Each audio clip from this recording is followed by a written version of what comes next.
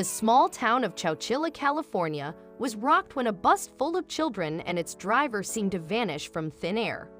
The worried parents and community didn't know where they could have possibly gone. When the details about their location started pouring in, however, the situation seemed far worse than anyone could have imagined. If it weren't for one brave individual, the whereabouts of the bus and the children within might have remained a mystery forever.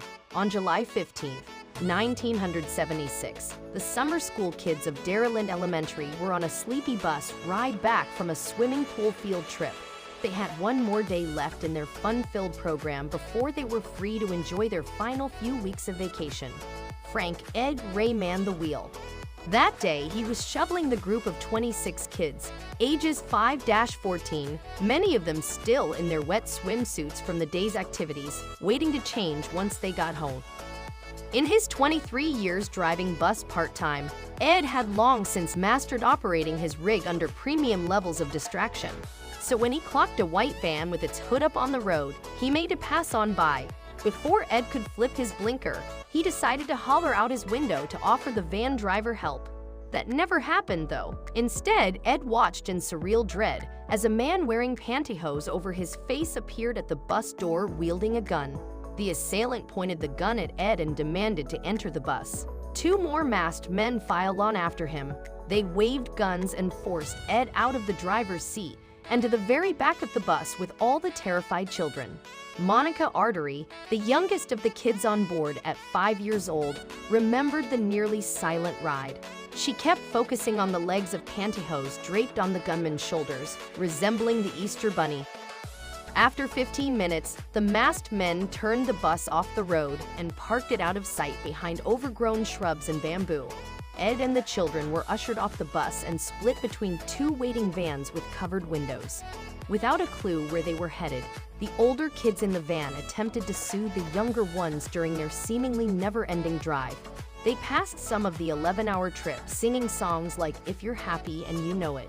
Pretend positivity vanished when the vans parked, the doors opened, and the masked men pulled Ed and the children out into an expansive rock quarry. At gunpoint, they were marched to a hole in the ground. The sight triggered the first screams of fear. They were instructed to climb single file down a ladder into the hole, which was the cargo area of a moving truck. It was buried in the dirt to prevent anyone from escaping, even if they had managed to break through the metal walls. Each captive was forced to provide their name, address, phone number, and a small portion of their clothing to the masked men. Then they climbed out, took the ladder, and closed the hatch, leaving the children and Ed alone in the darkness on dirty mattresses. At 3 a.m., they listened to the vans drive off. No one would find them trapped in the metal box, let alone hear their screams. Ed attempted to calm the kids crying for their parents, secretly believing they'd never make it home. They ran through the small portion of food and water quickly. Each minute dragged, and with sunrise came the California heat, rapidly turning their cell into a sweatbox. Boarding the bus earlier that afternoon seemed like a distant memory. All of Chowchilla was up in arms within hours of the children not arriving home to their parents. Earlier that night, at around 7:30 p.m., a searcher plane spotted the abandoned school bus. Police scoured the vehicle for clues to no avail. Meanwhile, the kidnappers lounged at their hideout. They attempted to reach someone at the Chowchilla police to state their demands, but all the frantic dialings in from parents to the authorities had jammed the phone system. Since they failed to request their hefty $5 million ransom, they slept on it. Kidnapping and long-distance driving was tiring work, so they took a nap, agreeing to make the call later. It wasn't like their captives were going anywhere.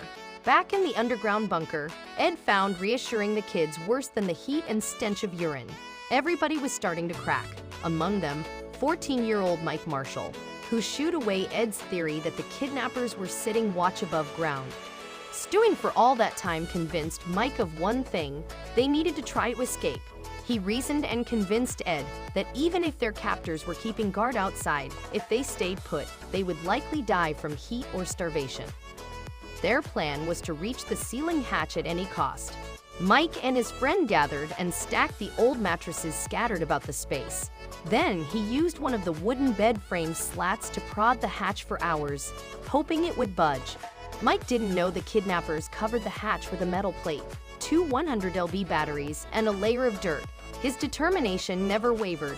Hours of balancing on the mattresses and hammering at the ceiling hatch till exhaustion paid off. Over 16 hours after they climbed into the moving van, the 27 victims pulled themselves back out into the evening air. Thanks to Mike's resolve to survive, they were able to escape physically intact, though not without trauma. No one waited to see if the kidnappers were lingering. Ed led the children to an office in the quarry where a worker who'd heard the news report recognized them instantly, saying, "This world's been looking for you."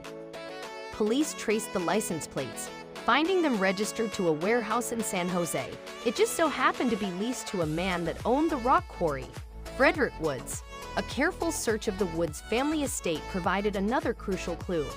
A discarded draft of a ransom note was found in the home right when the son of the homeowner, Fred Woods' ruined whore, had hoofed it out of town, his whereabouts unknown. The disappearance of Fred's buddies, brothers Richard and James Schoenfeld, sparked a manhunt. Enduring a nationwide search was too much for Richard. A week later, he turned himself in. Soon after, James was picked up in Menlo Park after a witness phoned in a hotline tip. The last of their trio was booked while trying to keep a low profile in British Columbia. The judge handed down 3 life sentences without the possibility of parole to the kidnappers, all of who were young, unambitious sons of wealthy, connected families. Later, another judge concluded that ruling was invalid, granting all 3 parole. Good behavior behind bars led the parole board to release both the brothers, Richard in 2012 and James in 2015. As of October 8, 2019, Fred Woods was denied parole yet again, as he still made attempts to minimize the severity of his crimes. Needless to say, plenty of people were opposed to his becoming a free man. For the victims, knowing their kidnappers walk free while they still grapple with the lasting effects of their trauma, anxiety, claustrophobia, paranoia, and panic disorders is equally hard to bear.